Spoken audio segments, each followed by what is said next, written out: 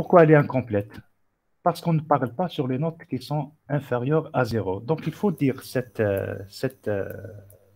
spécification. Dans cette spécification, il faut dire si la note est inférieure à zéro, on va la remettre à, si elle est négative, on va la remettre à zéro, ou bien on va accepter directement la note, soit elle est positive, soit elle est négative. L'essentiel, il faut avoir une information au niveau de la spécification. Donc, la solution, c'est quoi? C'est qu'il faut rajouter, comme votre camarade a déjà répondu, rajouter la phrase suivante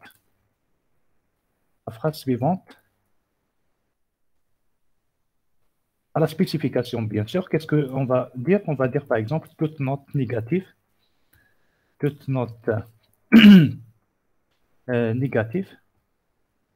donc négatif, bien sûr, après le calcul. D'accord? Alors, toute note négative sera remise directement, remise à zéro. Voilà, très bien.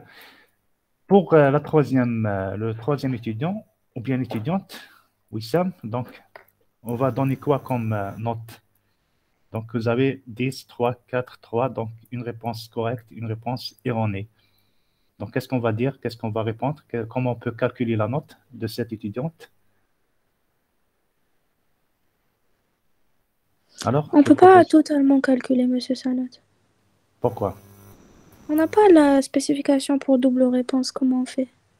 D'accord, très bien. C'est une très bonne réponse. Autre réponse, autre problème, c'est quoi? Si on veut calculer, quelle que soit la situation. Donc, on a ce qu'on appelle des interprétations, des compréhensions. Ça veut dire quoi? Ça veut dire, je peux faire le cumul des cases qui sont cochées. Ça veut dire quoi? Ça veut dire, je vais donner par exemple, première interprétation.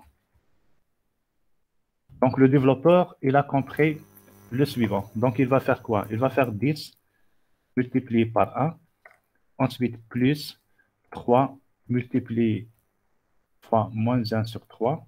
Ensuite, il va faire le plus directement, 4 multiplié par 0. Ensuite, qu'est-ce qu'il va faire? Il va faire directement le 1 multiplié par 1. Ensuite, moins 1 sur 3. Donc, directement, moins 1 sur 3. Donc, je vais mettre les parenthèses. Donc, ça va donner quoi? Ça va donner, on peut calculer, vous pouvez vérifier. Normalement, c'est 11. J'ai déjà préparé euh, cet exercice. D'accord? Donc, la première interprétation, on peut faire ça. Quelqu'un, donc, il est en train de développer. À partir de cette spécification, il a compris les choses suivantes. Donc, il va faire ce qu'on appelle le cumul des cases qui sont cochées. Donc, il a pris une réponse juste dans la partie double réponse comme étant une réponse correcte. Une réponse erronée dans la partie double réponse comme étant une réponse erronée. Voilà.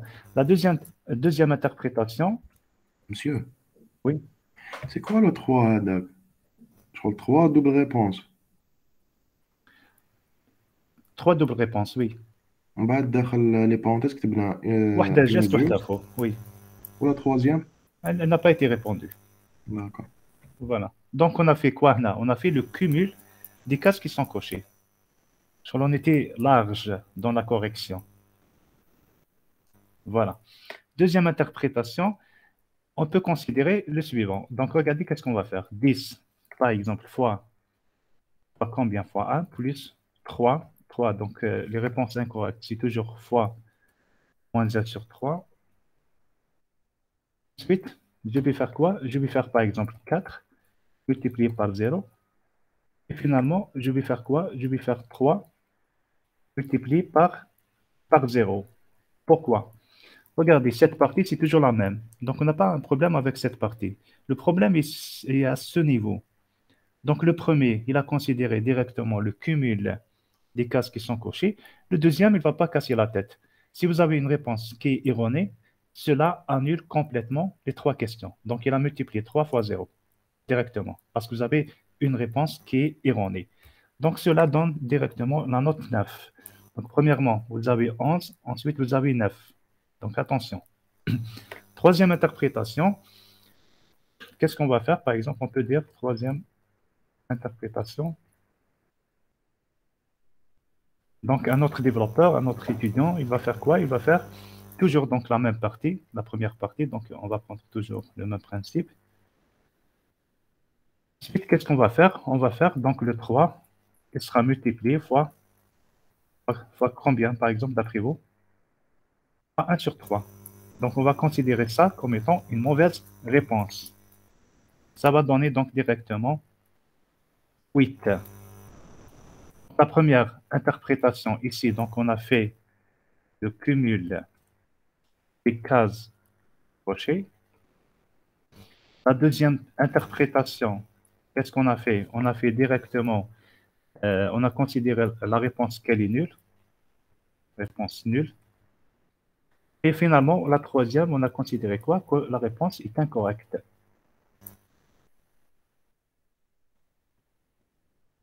Incorrecte. Voilà. Cumul. Donc, c'est cumul. Donc, l'observation, qu'est-ce qu'on peut dire? On peut dire que la spécification n'est pas claire. Donc, la question là, est-ce que vous pensez que cette spécification est claire? Donc, la réponse, la spécification n'est pas claire, elle est ambiguë.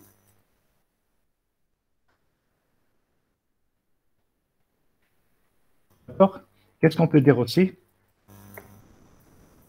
Qu'est-ce qu'on peut dire aussi? Alors, donnez-moi des propositions. Monsieur, ça dépend des cas. On peut dire... Ok, mademoiselle, ça dépend des cas, mais quel est le cas qui nous dérange? Quel est le cas qui nous dérange vraiment? Ici, donc, on n'a pas un problème. non. Le problème, il concerne quoi? La double La réponse. réponse double. Très bien, donc, concernant la double réponse. Voilà, donc, la spécification n'est pas claire, surtout dans la partie non-réponse. Donc, qu'est-ce qu'il faut faire? Qu'est-ce qu'il faut faire? Qu'est-ce qu'il faut rajouter comme phrase au texte de la spécification? Donc, on peut dire qu'il faut rajouter le texte suivant. Ajouter le texte suivant. Donc, on va rajouter le texte à la spécification. Donc, le texte, c'est quoi d'après vous? Attendez une proposition. Une décision. C'est très simple. Soit on va prendre la première interprétation, soit la deuxième, soit la troisième, directement. La première, non? Bon, Je crois c'est qu'une bonne réponse, ça- alors, Ok, monsieur, ok. maintenant. Ça dépend le client. Donc, il veut faire quoi? Donc, il peut décider avec moi, je suis un enseignant. Je donne des sujets d'examen. Donc, je peux donner, par exemple, un QCM, une réponse, une question à plusieurs réponses. Ensuite, je décide. Si un étudiant donne l'ensemble des réponses d'une façon correcte, donc il aura la note complète. Si l'étudiant donne au moins une réponse qui n'est pas correcte, je donne directement 0. Donc, je peux faire ça. Ou bien je peux noter directement la partie correcte, la partie incorrecte. Je peux dire, par exemple, une bonne réponse élimine une réponse mauvaise. Donc, ça dépend le client, qu'est-ce qu'il veut faire exactement. Voilà. Donc, on peut prendre la première, la deuxième, la troisième. L'essentiel, le client, celui qui va utiliser le logiciel après, donc, c'est à lui de prendre la décision. Donc, je peux dire, par exemple, ici, toute double réponse sera considérée, par exemple, comme incorrecte. Directement, toute double réponse sera considérée comme incorrecte. Voilà. D'accord? D'accord? C'est bon? Oui. Oui. Très bien. Très bien. Pas de questions, c'est bon? Pour tout le monde, c'est clair?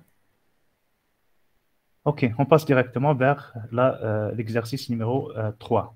Donc, lisez s'il vous plaît rapidement l'exercice numéro 3. Ensuite, on va donner la solution ensemble. Je répète, c'est à vous de proposer les solutions. Moi, je suis en train de taper, de noter, et c'est à vous de me donner les bonnes réponses pour les questions de chaque exercice.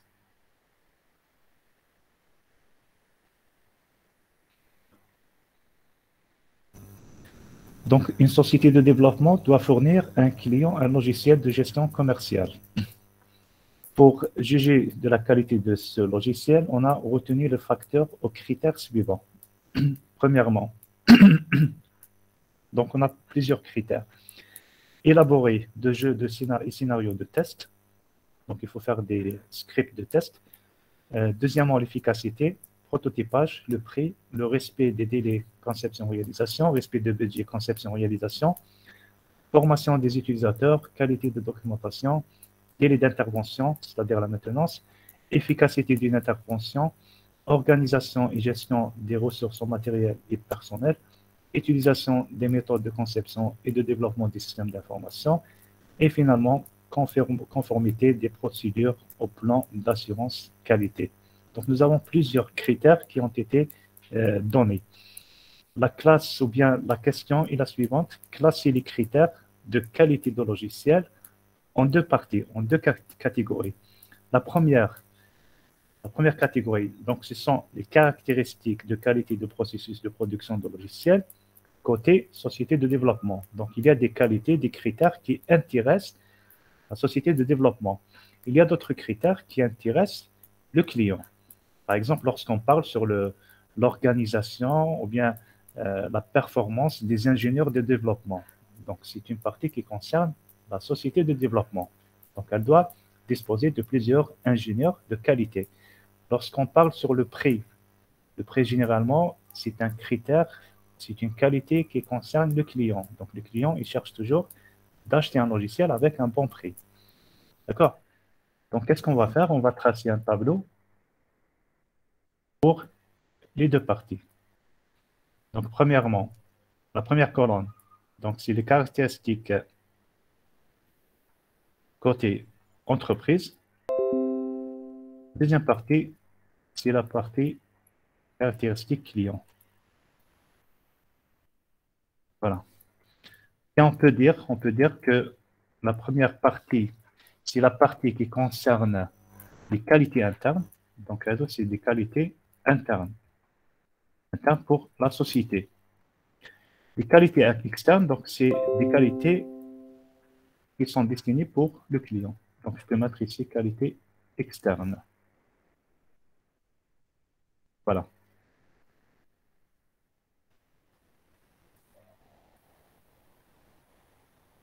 Très bien. Donc, on commence étape par étape. Donc, on va faire la solution ensemble. Donc, je prends le premier critère. Élaboration de jeux et scénarios de test. Il concerne qui? Interne. Oui, pourquoi interne? Parce que monsieur, c'est le développeur qui C'est ça, très bien. Parce que le client n'a pas besoin de fait faire s'intéresser des à ça. tests. Voilà. Ouais. Donc, c'est la partie entreprise. Très bien. Deuxièmement, efficacité. Externe, Pourquoi? c'est le client qui cherche l'efficacité pour le logiciel qu'il va acheter. Très bien, c'est exactement ça. Les critères de qualité d'un logiciel, les Deltorum. Donc, le logiciel, il concerne qui? Le logiciel en tant que produit fini. Il doit être efficace. Donc, l'efficacité, c'est un critère qui concerne le client. Très bien. Le prototypage.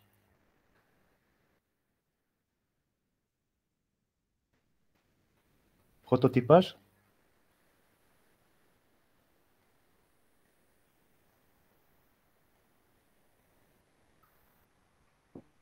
Interne, monsieur. Pourquoi?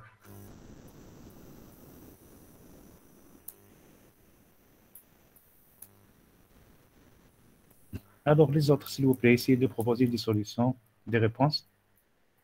Interne ou externe?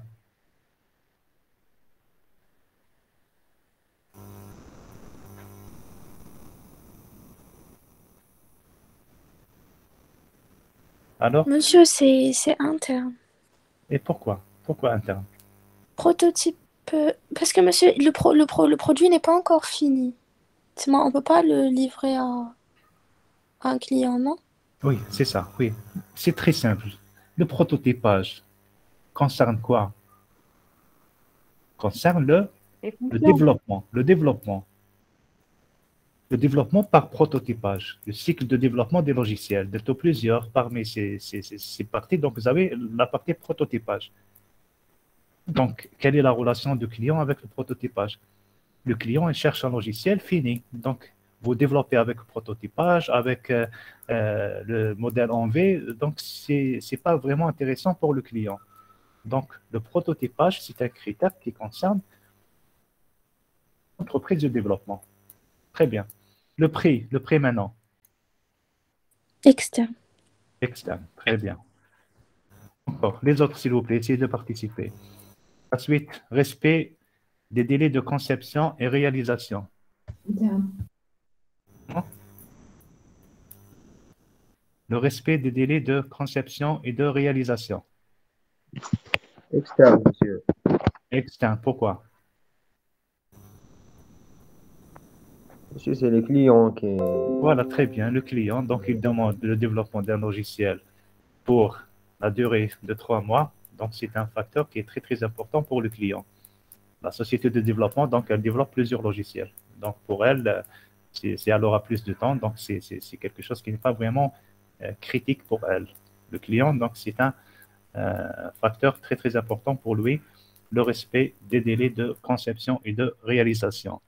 Et pour le budget, Externe. c'est la même chose. C'est exactement la même chose. D'accord? Donc, c'est exactement la même chose. Pourquoi? Parce que Monsieur, s'il vous plaît, vous pouvez accepter les étudiants. j'ai tout accepté, monsieur. Je n'ai aucun étudiant en attente. Ah, d'accord. Et c'est bon, j'ai tout accepté. À chaque fois j'entends la notification, j'accepte directement. D'accord, donc quand c'est le respect de budget, donc c'est la même chose. Dans le budget, donc on ne peut pas dire au client que le budget c'est par exemple 50 000 dinars. Après 2 semaines, 3 semaines, donc on va changer le budget. Donc ça ne marche pas pour le client. Donc il faut absolument respecter le budget de conception et de réalisation. OK, maintenant formation des utilisateurs. C'est un élément qui concerne qui? L'entreprise ou bien le client?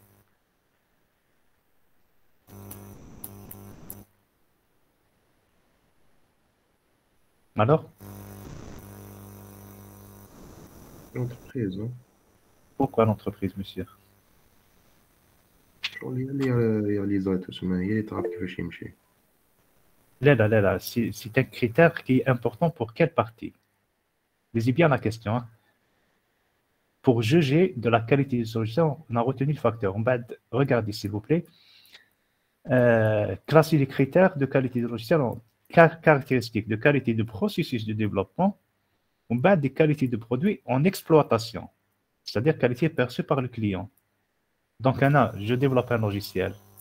Est-ce que la formation des utilisateurs est vraiment importante pour moi? Donc, si le client il veut faire ça, OK. S'il ne veut pas faire ça, donc c'est OK, c'est pas un problème pour moi.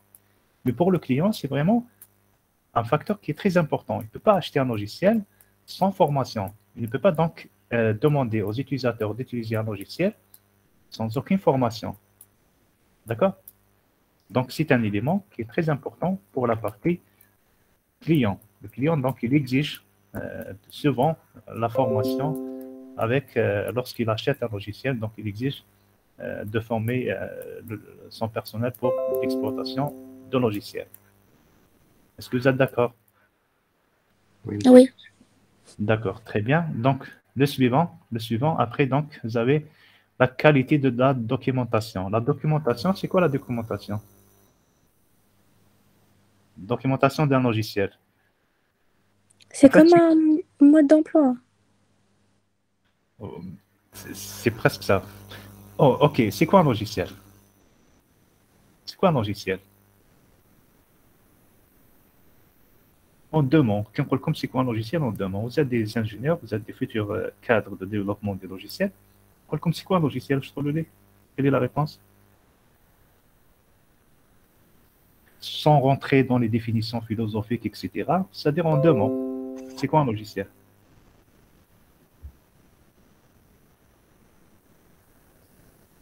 Un produit, monsieur. Un produit.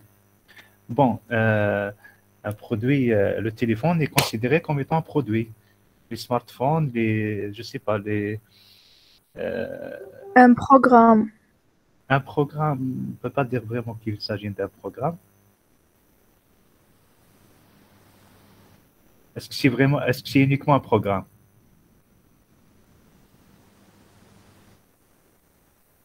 C'est correct, mais c'est Une insuffisant. collection de programmes. Voilà, c'est plusieurs programmes. On peut dire plusieurs programmes. Mais est-ce que c'est suffisant? C'est une partie du logiciel. Il y a plusieurs programmes. Plus quoi? Plus documentation. Un logiciel, c'est quoi? C'est des programmes plus documentation. Les programmes, c'est quoi? C'est les scripts, c'est les bases de données, c'est les codes, etc., etc. La documentation, c'est la deuxième partie. C'est quoi? C'est premièrement la réponse de votre camarade. Donc, elle a dit le mode d'emploi ou bien le guide, d'après la réponse d'un étudiant, ou bien directement le manuel d'utilisation, le cahier de charge, le rapport de conception, le rapport de test. Donc, ce sont tous des documents qui sont associés généralement avec un logiciel. Donc, un logiciel, c'est quoi? C'est un ensemble de programmes plus plusieurs documents. Donc, ici, la documentation, c'est un élément qui est très, très important. Pour quelle partie? Externe. Très bien. Pour la partie Externe. externe, pour le client.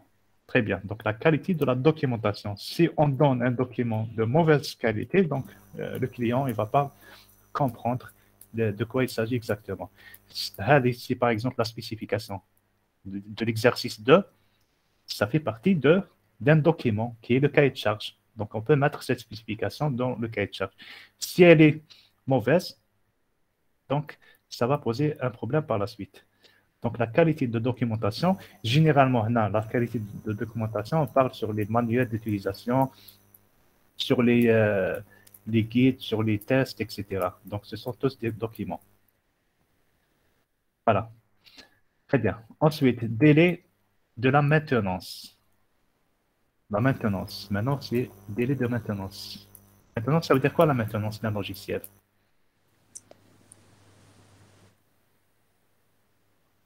C'est quoi la maintenance d'un logiciel? Je m'attends à la maintenance en général. Maintenir quelque chose. Faire des opérations de maintenance. Okay. Réparez-le quand il y a un problème. D'accord, c'est l'exercice numéro 4. On va parler en détail au niveau de l'exercice numéro 4. Maintenant, c'est, comme a dit votre camarade, réparer des erreurs, améliorer des fonctionnalités, corriger des petits problèmes, etc.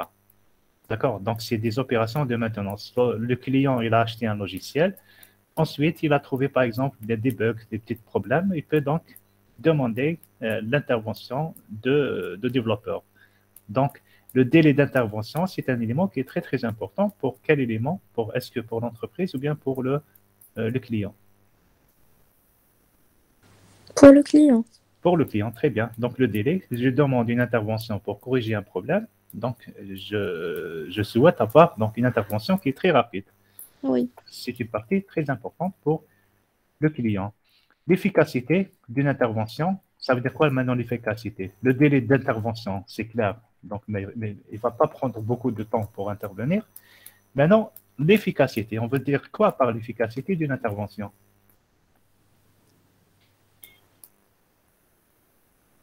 Une intervention qui est efficace.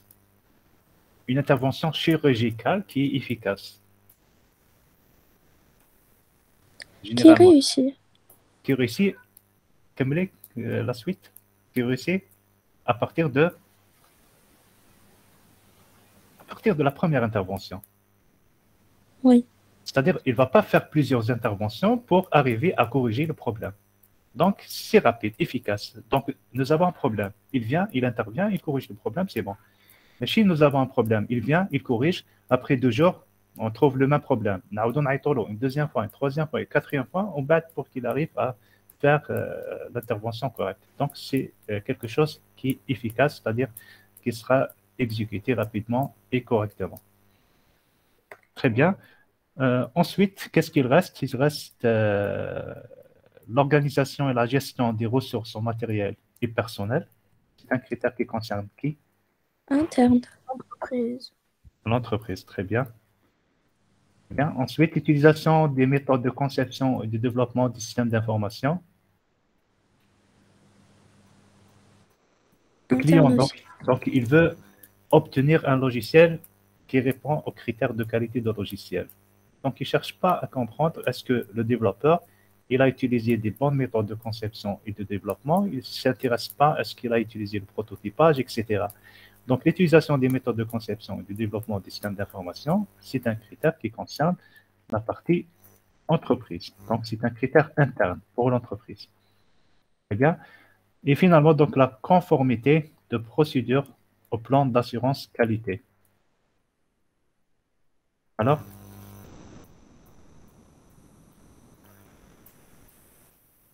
d'après vous, c'est quoi? D'abord, expliquez-moi le principe de ce terme.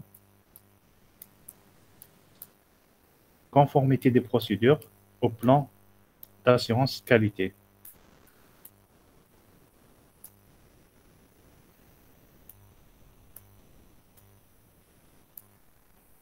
Des réponses, s'il vous plaît?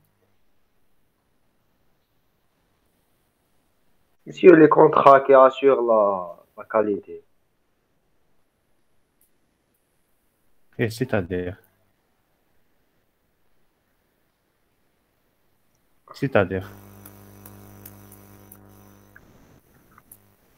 Qualité interne. qualité interne, vous voulez dire quoi par qualité interne? C'est externe, monsieur. Bon, c'est un critère, bien sûr, interne, à l'échelle externe. Conformité des procédures de quoi? De développement, etc., au plan d'assurance qualité. C'est le respect du cahier de charge. C'est tout à fait normal, le respect de cahier de charge. Mais le plan d'assurance qualité, on veut dire quoi par le plan d'assurance qualité? C'est tout flou, je suppose. Oui, mais c'est le client qui recherche l'assurance de qualité. Non, non, c'est pas dans ce sens. Là, l'assurance qualité, on peut dire c'est la portabilité d'obtenir des logiciels qui correspondent au niveau de qualité requis. C'est-à-dire, l'entreprise, elle va respecter des normes, des standards. Elle ne va pas développer juste pour développer. Donc, elle doit respecter des standards, des normes de qualité. Qualité de sécurité, de développement, d'écriture de code, de création des documents, etc. Donc, c'est un élément qui intéresse l'entreprise. Voilà. Parce que si elle développe des trucs qui ne respectent pas les standards, donc pour l'entreprise, premièrement, c'est un problème. Par exemple, elle va développer des documentations, des manuels d'utilisation de qualité en français, en anglais, en japonais, en plusieurs langues. Donc, c'est quelque chose qui est très, très important. Donc, il respecte vraiment l'image de l'entreprise par rapport à ses clients. Donc, c'est un élément qui concerne l'entreprise de développement. Voilà. Questions. Est-ce que vous avez des questions? C'est bon? On termine avec Hada. C'est bon? Oui. C'est bon, c'est clair? Pas de questions? Pas de... Bon, il y a des trucs qu'on peut discuter. Hein. Il y a des trucs qu'on peut les discuter. C'est-à-dire comme le prix. Le prix, c'est un élément qui est très important pour le client. Ben, notre étudiant, par exemple, il peut dire que le prix est aussi un élément très important pour l'entreprise de développement. Pourquoi? Parce qu'elle cherche à gagner de l'argent à la fin de compte. On peut dire ça, mais généralement, le prix, il concerne plus le côté client. Donc, il y a quelques éléments qu'on peut les discuter. Ça ne veut pas dire que c'est la seule solution, donc ça reste toujours discutable. On peut donc revoir quelques critères, il n'y a pas de problème, mais c'est une solution qui est la plus générale pour la classification de ces critères. OK, d'accord? Question, pas de question, c'est bon? On passe à l'exercice suivant. Donc, ce sont des exercices très simples, des exercices de révision, ce n'est pas vraiment d'introduction au module génie logiciel. D'accord? C'est bon? On passe? Oui ou non? Oui. Ok, très bien. Oui, monsieur. Ok. On dirait que je parle juste avec des étudiants. Les autres, s'il vous plaît, essayez de... Il n'y a aucun problème, hein, c'est un TD. Répondez ou mettez-vous à l'aise. Je ne suis pas là c'est pas pour insulter les étudiants ou bien pour répondre méchamment. Non, on est en train de discuter, on est en train d'apprendre. Donc, répondez sans aucun problème, sans aucun complexe. Même la réponse est erronée, il n'y a aucun problème. On est là pour apprendre, on est là pour travailler. Donc, Anna, je suis très ouvert, donc je n'ai aucun problème avec les réponses des étudiants. Essayez de participer à Damakan. Parce que c'est un TD, c'est à vous de proposer la solution, c'est pas moi. Sinon, هكذاك ما نديروش la science. Donc, je donne les solutions, نبعث لكم la série avec solution. Ça n'a aucun sens. Donc, l'objectif, c'est quoi? C'est de préparer l'exercice, de proposer les solutions. Au la séance de TD, on discute cette solution. Voilà, on passe à l'exercice numéro 4, qui consiste à parler sur la partie maintenance du logiciel. Donc, on vous propose un schéma qui représente les variantes de maintenance logicielle existantes sur le marché. Donc, après la mise en production ou en exploitation d'un produit logiciel, on commence une phase très importante pour la durée, la longévité de ce logiciel. Cette phase se nomme maintenance. Donc, une fois le logiciel est en exploitation, est en cours d'exécution, d'utilisation par les clients, donc il y a une phase très importante, c'est la phase maintenance, c'est-à-dire la phase où le développeur doit intervenir pour corriger un certain nombre de problèmes, pour améliorer quelques fonctionnalités, pour revoir quelques parties de logiciel, etc. Donc, au niveau de ce schéma, donc, vous avez plusieurs variantes de maintenance de logiciel. Donc, la question numéro 1, d'après le schéma, quels sont les types de maintenance considérés et quelle est sa signification? Donc, on a plusieurs types de maintenance ici. D'accord? Donc, vous avez la maintenance corrective, vous avez la maintenance perfective, vous avez la maintenance adaptative et finalement, vous avez la maintenance préventive. D'accord? Donc, la réponse, c'est quoi? Ce schéma représente les variantes, etc. Les types, donc, donc je peux directement donc, retaper ces types. Donc, on peut dire ici, c'est maintenance, premièrement, corrective. D'accord? Qu'est-ce qu'on peut dire aussi? Un des maintenances. Deuxième type, c'est la maintenance adaptative. Schéma, c'est en anglais, hein? Donc Anna, c'est en français. Voilà, adaptative. Vous avez aussi donc la maintenance préventive,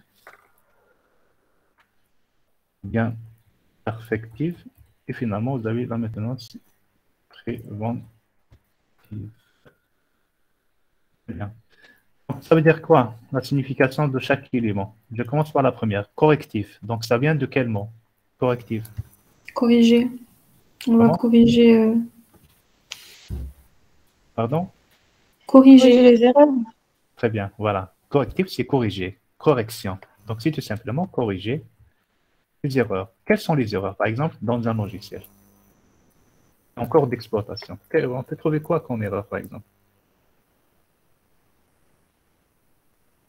Donnez un exemple très simple. C'est ce qu'on a fait avec l'exercice numéro 2. Ah, la spécification fait un problème. Il faut la corriger. Donc, l'implémentation logicielle, il donne des notes qui sont inférieures à 0. Pourquoi? Parce que, par exemple, le développeur, il ne casse pas la tête. Voilà la formule, j'applique directement. Donc, on doit corriger ici. Donc, correctif, ça veut dire corriger les erreurs des étapes précédentes. Les étapes précédentes. Très bien. Donc, les étapes précédentes, c'est quelle que soit l'étape, les erreurs. Donc, soit la programmation, la conception, les besoins, etc. Donc, je peux noter directement, soit la programmation, soit la définition des besoins, soit la conception, soit la réalisation, etc. OK. La deuxième, adaptatif. Ça vient de quel mot, adaptatif? Adaptation. Très bien. Je mets adaptation, ça veut dire quoi? Adapter quelque chose, ça veut dire quoi? Monsieur, c'est Oui. mettre à jour la chose de sorte qu'elle s'adapte à l'environnement présent, monsieur. Oui, très bien, c'est ça, c'est exactement ça. Donc, c'est tout simplement adapter le logiciel au changement technologique, que ce soit matériel ou bien logiciel. Par exemple, je ne sais pas, c'est le même logiciel qui travaille avec Windows. Donc, je peux appliquer des adaptations pour le faire fonctionner sur Linux. Donc, c'est une adaptation, ce n'est pas une correction. Donc, Anna, c'est adapter le logiciel au changement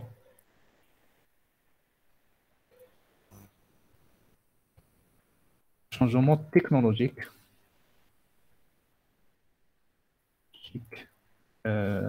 Software et hardware directement. Software et hardware. Attends, exemple d'un hardware. Bien sûr, donc c'est sans rajouter des fonctionnalités. Nouvelles fonctionnalités. J'ai un problème de clavier, quelques touches ne fonctionnent pas. Des nouvelles fonctionnalités. À ton exemple, tu as adapté le logiciel avec des changements technologiques côté matériel.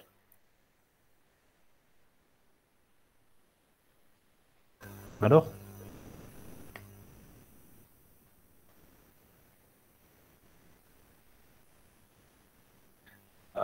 ok, quelqu'un des réponses, changer le type de mémoire. Oui, on peut dire ça. Très bien, on peut dire ça, il n'y a pas de problème, oui. Plus simple que ça, plus simple que ça. Donnez directement une réponse très simple, très claire. Ce n'est pas la peine de compliquer les choses. Un des logiciels qui fonctionne sur une machine, donc je veux l'adapter pour qu'il fonctionne sur mobile. D'accord? Ou bien, je ne sais pas, un site web, une application web qui fonctionne avec Chrome, je vais faire des adaptations pour qu'elle fonctionne avec n'importe quel navigateur. Regardez ce côté logiciel, pardon.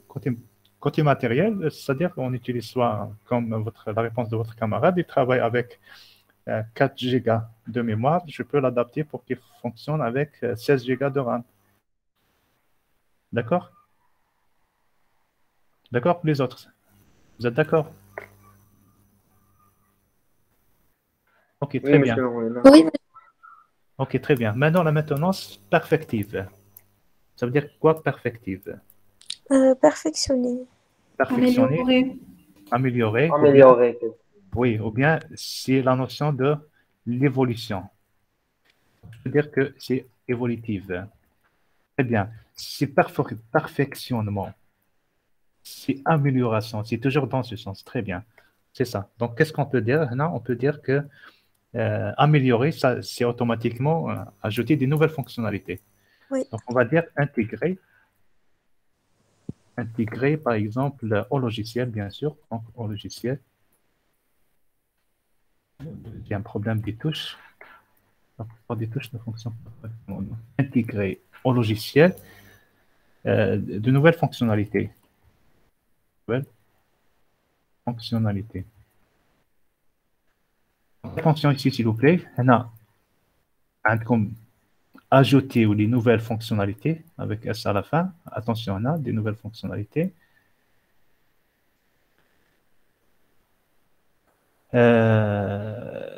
C'est sans rajouter de nouvelles fonctionnalités. D'accord? Donc faites attention. Il faut ajouter des nouvelles fonctionnalités, intégrer au logiciel des nouvelles fonctionnalités. À cause de quoi? À cause, par exemple, l'objectif, c'est quoi, Hana? Pourquoi on ajoute des nouvelles fonctionnalités? Amélioration. Très bien. Afin perfectionner. d'améliorer. Très bien, très bien, très bien. C'est ça. Afin d'améliorer le logiciel. Donc, on a des besoins d'amélioration. On va améliorer le logiciel. Ou bien, à cause de quoi? Mais juste pour améliorer le logiciel. On a d'autres causes pour faire ce type de maintenance.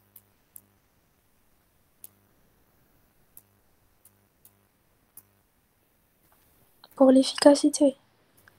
C'est-à-dire pour l'efficacité.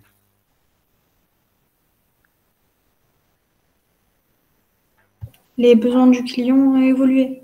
Très bien, c'est ça, exactement ça. Donc, c'est suite au changement ou bien aux demandes du client.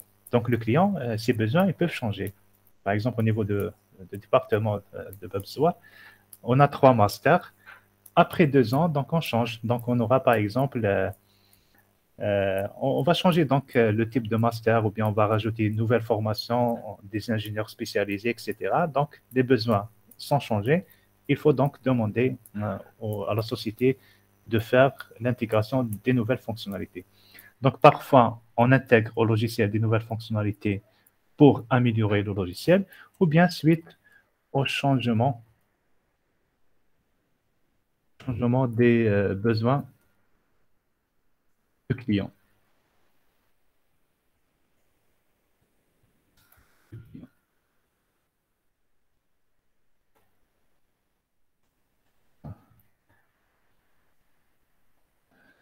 Bien, du client, bien de l'environnement. Hein. Ça veut dire quoi de l'environnement?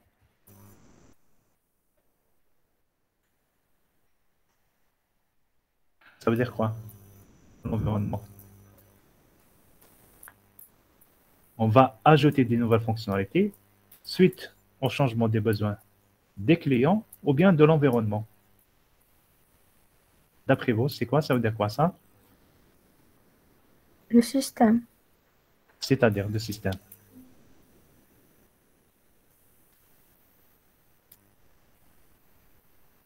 J'ai déjà donné un exemple. Là.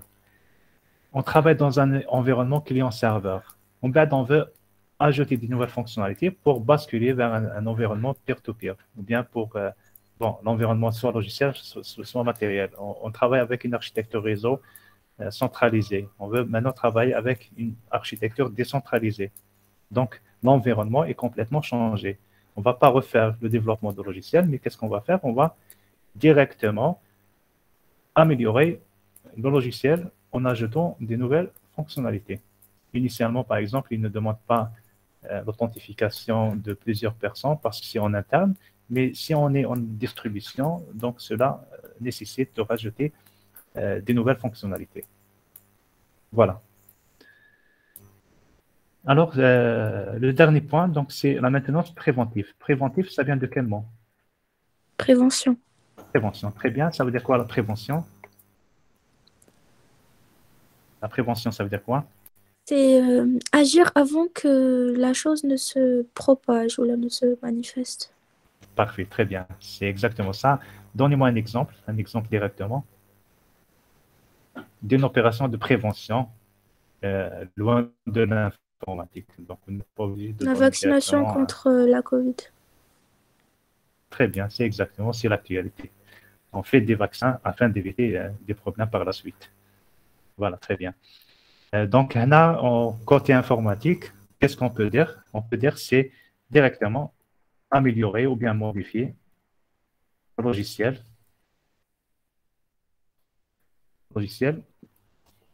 avant qu'il y ait une panne.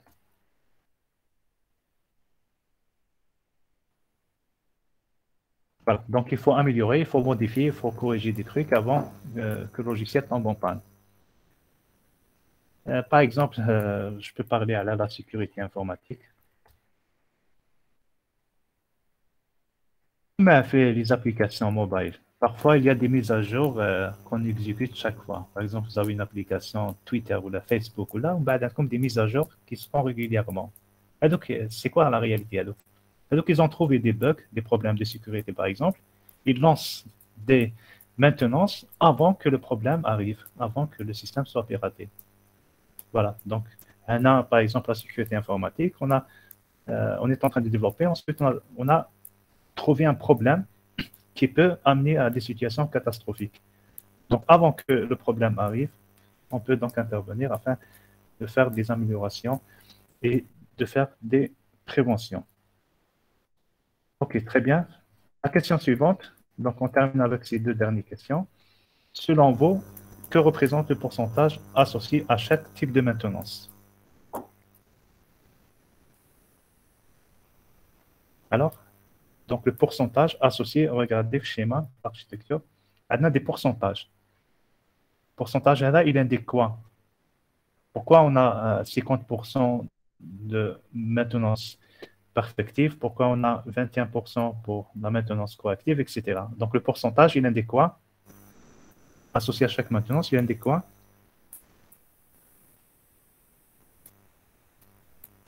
Les maintenances les plus effectuées. Les plus effectués d'après le schéma. Comment vous avez arrivé à cette conclusion? Je me dis que, par exemple, si on a 50% de maintenance, par exemple, adaptative, c'est qu'on a Oui. plus besoin d'adapter le logiciel au changement qu'autre chose. Oui, on peut dire ça, mais là, à partir de quelle phrase vous avez tiré cette conclusion?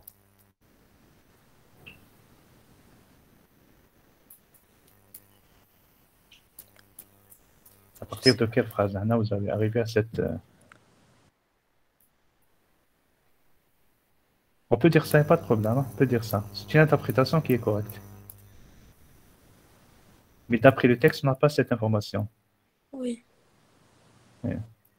Si je prends un logiciel, n'importe quel logiciel, qui se trouve sur le marché, ensuite on va dire, voilà les pourcentages de chaque type de maintenance appliqué sur ce logiciel. Donc, qu'est-ce qu'on va tirer comme conclusion? On peut dire qu'il s'agit de l'importance des travaux associés à chaque type. Par exemple, pour perfectionner un logiciel, on applique beaucoup de changements. Donc, c'est le degré d'importance des travaux associés à chaque type. Donc, on a plus de travail côté maintenance dans la partie perfective par rapport à la partie préventive. Donc, on a plus de travail de maintenance dans la partie adaptation par rapport à la partie correction. D'accord? Oui. Voilà. Donc, on peut dire là, c'est l'importance. C'est l'importance de travaux associés à chaque type de maintenance. On peut dire aussi, qu'est-ce qu'on peut dire aussi? Non, la plus grande partie, c'est quoi, non? La plus grande partie de maintenance concerne quelle partie? Perfection. Voilà, très bien. Donc, on peut tirer cette conclusion à partir de schéma. On peut dire que le plus grand effort est consacré donc à la maintenance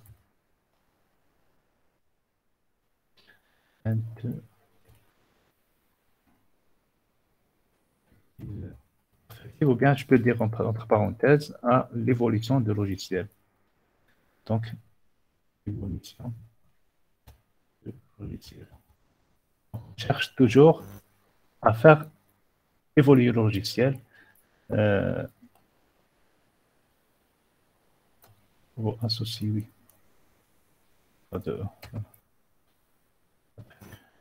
La dernière question, donc sur un même produit logiciel, pensez-vous qu'il soit possible d'opérer plus d'un type de maintenance? Est-ce que vous pensez qu'on peut utiliser plus d'un type de maintenance sur un seul logiciel? Oui. C'est-à-dire, attendez un exemple.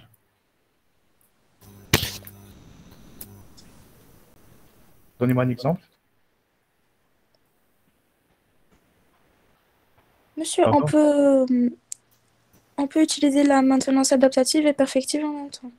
C'est-à-dire, voilà, attendez un exemple d'un travail dans la partie adaptative ou dans la partie corrective. C'est-à-dire, qu'est-ce qu'on peut faire en même temps? Merci pour les étudiants qui ont répondu le texte. Je viens de voir les commentaires maintenant.